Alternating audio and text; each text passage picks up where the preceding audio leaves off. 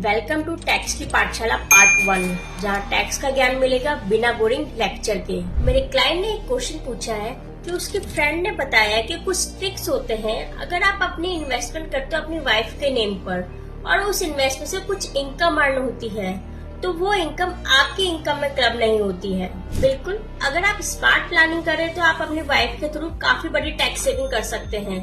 बस एक चीज का ध्यान रखना पड़ेगा, that is clubbing rule.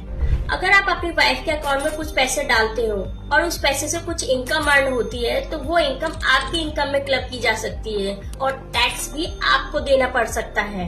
But here is the catch, ये रूल हर जगह अप्लाई नहीं होता है। ऐसे 5 तरीके अपनाकर इस रूल से बचा जा सकता है और लीगल वे में टैक्स भी सेव कर सकते हैं।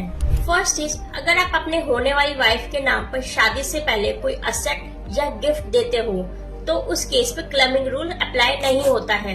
सेकंड इज, अगर आप अपनी वाइफ के अकाउंट में कुछ पैसे ट्रांसफर करते हो तो वो उस पैसे से कुछ सेविंग करती है तो वो आपकी इनकम में ऐड नहीं होगा। थर्ड इज, सेक्शन 80D के अंदर आप अपनी वाइफ के नाम पर 25,000 तक का हेल्थ इंश्योरेंस प्रीमियम करके टैक्स सेविंग भी कर सकते हो। फोर्थ इज, वाइफ को गिफ्ट देने की बजाय अगर आप उसको डॉक्यूमेंट तरीके से लोन दे देते हो, चाहे वो आप कम इंटरेस्ट पे ही क्यों ना हो, तो उस केस में आप क्लबिंग रूल अप्लाई नहीं होगा। फिफ्थ इज, आप दोनों ज्वाइंट अकाउंट भी ओपन कर सकते हो, बट प्राइमरी होल्डर वो होना चाहिए जिसकी इनकम कम हो, क्योंकि बैंक इंटरेस्ट का जो टैक्स है वो प्राइमरी होल्डर को देना होता है।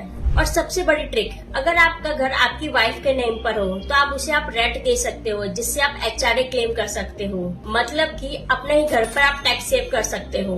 इससे आपकी टैक्सेबल इनकम कम होगी और HRA का डिडक्शन भी क्लेम हो जाएगा।